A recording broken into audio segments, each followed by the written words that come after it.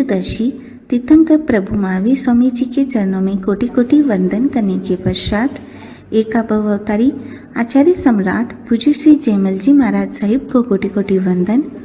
जय गजाधिपति 12वीं पट्टदर आचार्य प्रभु श्री पार्श्वचंद्र जी महाराज साहिब, अप्रमद साधक उपाध्याय प्रभु श्री गुणवंत चंद्र जी महाराज साहिब, एसएस जैन समनी मार्ग के प्रारंभकर्ता पूज्य गुरुदेव डॉक्टर श्री पदम चंद्र जी महाराज साहिब आदि सभी गुरु भगवंतों के चरणों में कोटि कोटि वंदन करने के पश्चात गुरुदेव श्री की आज्ञा से आत्मा बंधुओं, अनेक स्तोत्र अनेक अनेक भाषाओं में, कोई राजस्थानी भाषा में है, कोई प्राकृत में है, कोई संस्कृत में है, कोई अपभ्रंश में है, कोई कन्नड़ में है, तो कोई तमिल में है, तो कोई हिंदी में, गुजराती, मराठी, उर्दू, इंग्लिश, हर भाषाओं के अंदर आपको अलग अलग स्तोत्र मिल सकते हैं।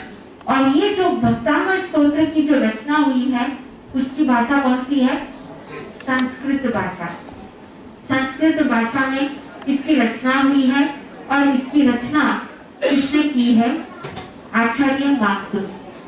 बंधुओं, जो आचार्य कुंद के ट्रेडिशन के माने जाते हैं आचार्य मातु, मानतु आचार्य, मान और तुम, मान का मतलब है रेस्पेक्ट और तुम यानी सुप्रीम, जो श्रेष्ठ थे, ऐसे विद्वान आचार्य ने इस भक्तामय स्तोत्र की रचना की थी।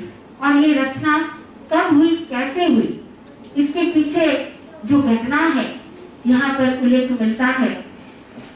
राजा भोज, जिनके सभा के अंदर अनेक ऐसे कवि आते थे जो अपनी कविताएं बोलते थे, कोई ऐसे विद्वान पंडित भी आते थे, संस्कृत भाषाओं में श्लोक बोलते थे।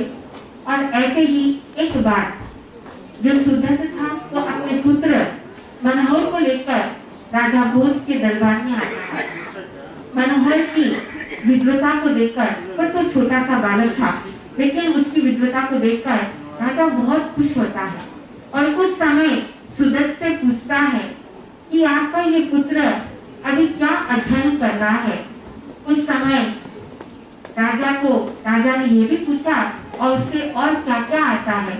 तब उस समय सुदत्त ने कहा, अभी तो इसका विद्या आरंभ हुआ है, अभी तो उसने विद्या प्रारंभ की है, अभी थोड़ा थोड़ा वो सीख रहा है। और वर्तमान के अंदर जो धनंजय द्वारा नाममाला जो श्लोक है वो कंठस्थ कर रहा है।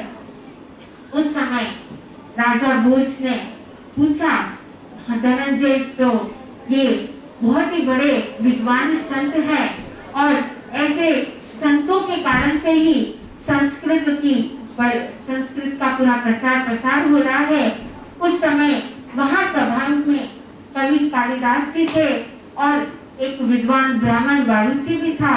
उस समय वो कालिदास जो था, उन्होंने सोचा कि यहाँ पर ये जैन संत की इतनी प्रशंसा हो रही है। कालिदास जैन धर्म का बहुत विद्वेषी था, उसे जैन धर्म बिल्कुल पसंद नहीं था और साथ में वह धनंजय से तो और ज्यादा द्वेष रखता था।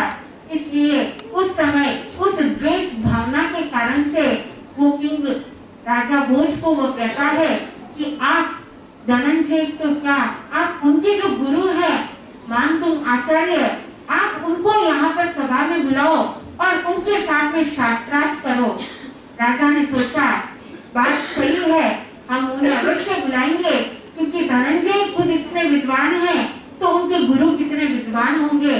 तब उस समय आचार्य को वहां पर संदेश भेजा गया था और उस समय जब बुलाया गया तो आचार्य ने संदेश वापस भेजा दूत के साथ में, हम तो कोई वाणिज्य नहीं करते, कोई बिजनेस नहीं करते हैं, तो हमें किस प्रयोजन से राजसभा में बुलाया जा रहा है।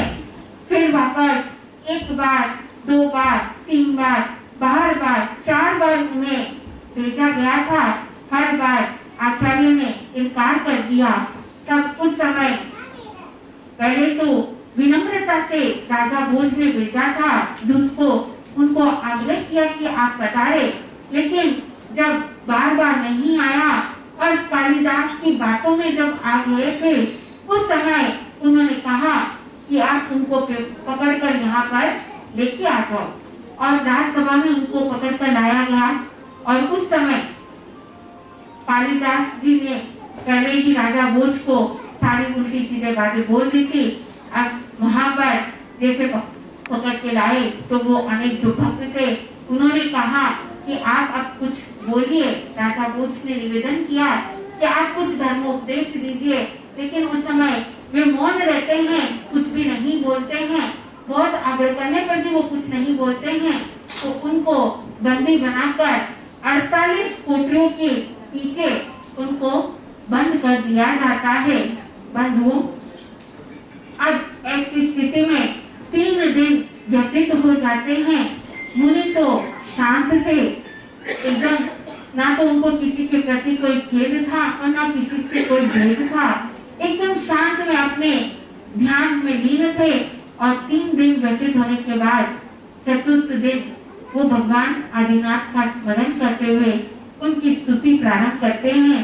और जैसे जैसे वो स्तुति करते हैं वैसे वैसे जो पूरे सांकल उनके हाथों में बंधी थी और जो 48 कोठरी के पीछे वहां जो बैठे थे सभी कोठरियों में जो ताला डला हुआ था, जैसे जैसे वो स्तुति करते हैं, जैसे जैसे वो स्तोत्र प्रारंभ होता है, एक एक श्लोक के साथ में एक एक वहां पर वो ताला टूटता है और सांकलें टूटने लग जाती है।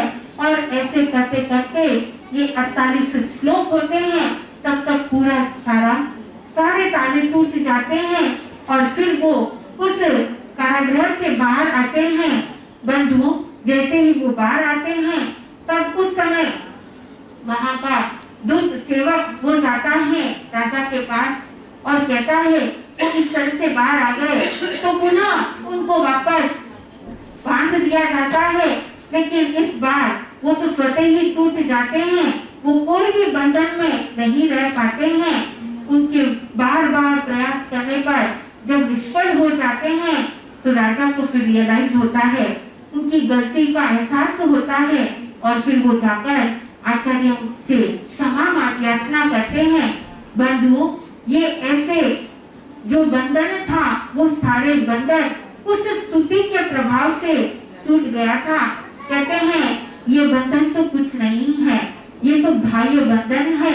लेकिन जब साधक भगवान की स्तुति करने लग जाता है, श्रद्धा के साथ में उनकी पूजा करने लग जाता है, उनकी आराधना करने लग जाता है, तब ये सिर्फ बाह्य बंधन ही नहीं, आत्मा के साथ में, आत्म प्रदेश के साथ में जो ये कर्मों का बंधन है, ये कर्मों का बंधन भी टूट जाता है।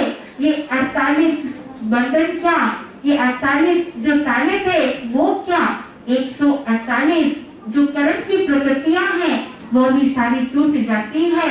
इतना प्रभाव यहाँ पर स्तुति के अंदर बताया है।